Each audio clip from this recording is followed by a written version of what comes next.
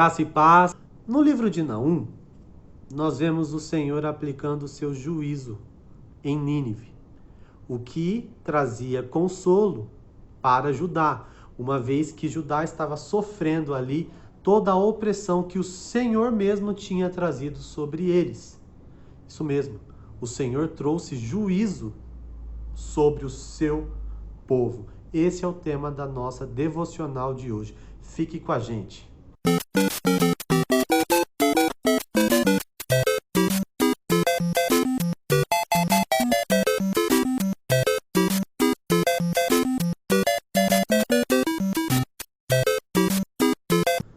Naum, capítulo 1, versículo 12b, diz: Embora eu tenha te afligido, Judá, não te afligirei mais. Nós vemos aqui o Senhor falando para Judá que ele os tinha afligido. E isso aconteceu e está registrado no segundo livro dos Reis, capítulo 17 ao 22.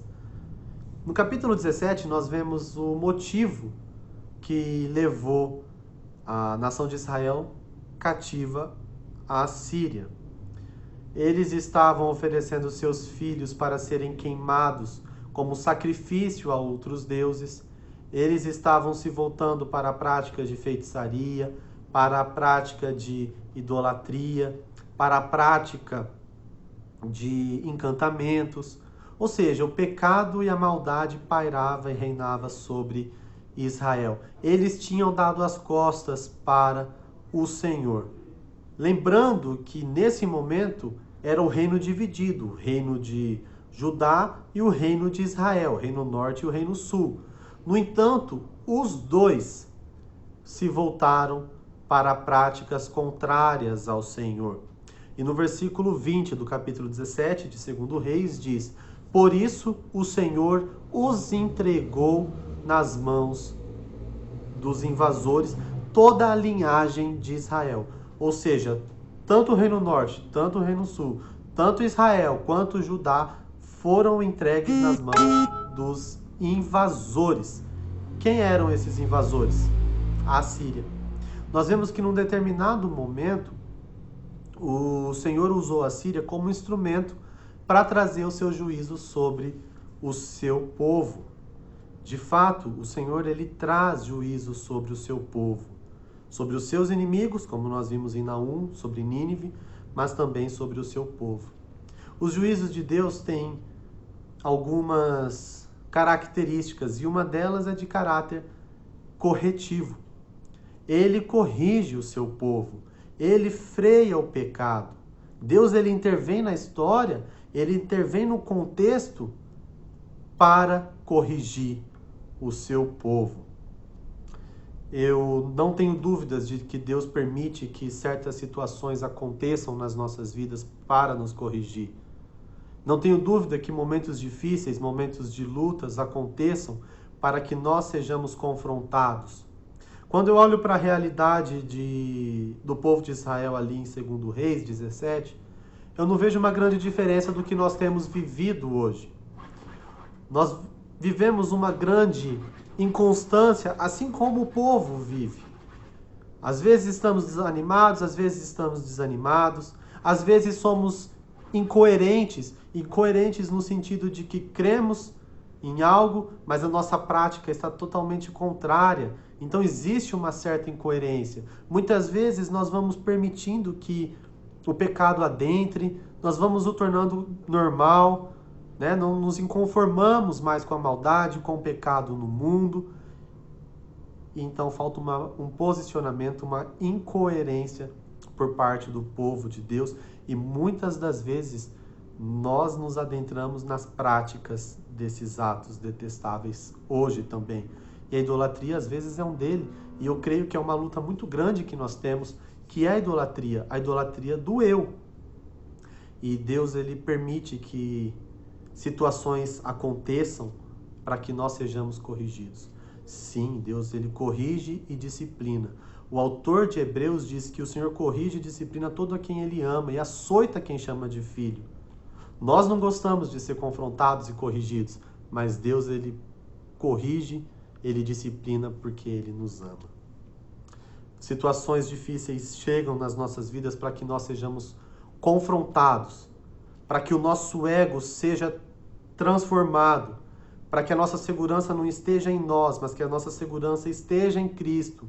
Situações difíceis acontecem para que nós nos alinhemos à vontade de Deus. Situações difíceis acontecem para que o nosso olhar não esteja aqui na terra. Lá em Mateus nós vamos ver Jesus dizendo: aonde estiver o nosso tesouro, ali estará o nosso coração. Ou seja, muitas vezes ele permite que situações difíceis aconteçam para que nós possamos colocar o nosso tesouro no reino, nele. Ou seja, mudar a nossa visão, mudar a nossa mente. Mas nesses momentos difíceis, ele está conosco.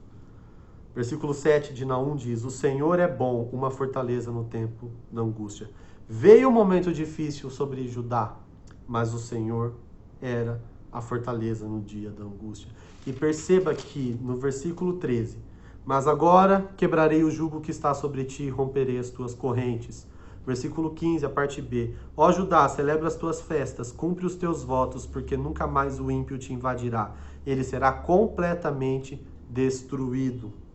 Ou seja, o Senhor que permitiu o momento difícil é o Senhor que sustenta esse momento difícil, que é o nosso refúgio nesses momentos difíceis, e é o Senhor que coloca o fim a esses tempos difíceis. Muitas coisas acontecem no tempo de angústia. Nós vemos que o povo de Judá, lá em 2 Reis 22, passou por uma grande reforma. O rei Josias trouxe uma grande reforma, restaurando, renovando a aliança com Deus, restaurando o templo. Eu creio que situações difíceis acontecem para que uma grande reforma nas nossas vidas aconteça.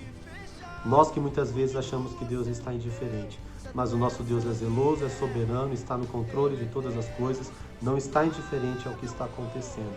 O mesmo Deus que agiu nesse contexto que nós falamos é o Deus que continua agindo no nosso contexto hoje. Tudo muda.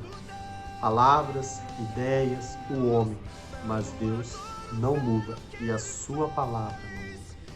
Então nós podemos confiar nela, porque Deus continua sendo Deus. Amém? Glória a Deus pela sua palavra. Vamos orar? Pai, nós te adoramos, ó Deus, pelo que o Senhor é. Santo, soberano, zeloso pela tua santidade, pelo teu povo, misericordioso, gracioso. Te agradecemos, ó Deus, pela correção. Te agradecemos porque o Senhor nos chama como filho, nos adota como teu filho em Cristo Jesus. Obrigado pela salvação que nós temos em Ti e obrigado porque no Senhor nós encontramos refrigério e refúgio para as nossas almas.